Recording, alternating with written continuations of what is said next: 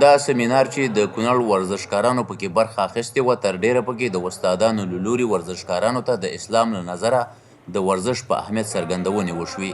د کونړ ورزش امریت مسؤلین وایي دا سیمینار ورزشکارانو ته خورا ګټور و او ورزشکارانو ته پکې بیلابیل معلومات وړاندې شول.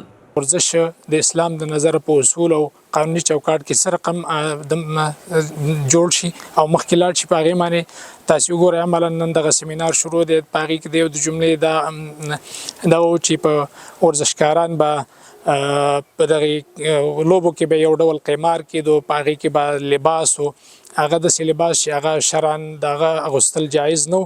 نو په دغه باندې او د دغې په اخلاقو باندې چې د ورزشکار څه رقم اخلاق یې څه رقم اداب یې د هغې په رویه باندې کار کېږي. انشاءالله په دغه برخه کې نور هم کار کوو.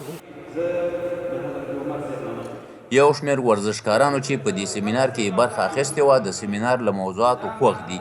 وایي که د اسلام اصولو په رڼا کې ورزش ترسره کړي د بدني ګټې ترڅنګ له اخروي ګټو هم برخمن کیږي. دا سیمینار زموږ لپاره ډېر ګټور و ځکه موږ د ډېر څه نه خبر چې په دې کې خبر شو ځکه موږ ورزش ترسره کوو خو په دې نه خبر چې آیا ورزش چې په اسلامي جامعه کې ترسره شي نو دا هم عبادت دی. یوازې دا نه چې ساعت تېری د عبادت هم دی. که چېرته موږ په اسلامي جامعه کې تېر کړو دا عبادت دی. موږ ته ډېرې خبرې په دې کې زده کړې او ډېر څه مو واورېدل او دا زموږ لپاره ډېر ګټور و. ځوانانو لپاره هم ډېر ګټور و چې دې کې ډېرې ښې خبرې وشولې.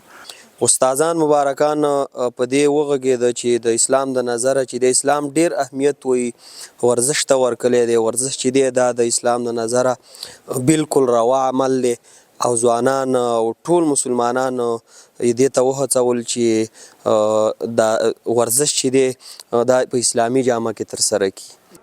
د یادولو وړ ده کونړ کې د ورزش امریت مسؤلینو ډاډ ورکړ چې د ورزشکارانو لپاره به په راتلونکي کې ورته نور سیمینارونه او ورزشي پروګرامونه هم چمتو کړي.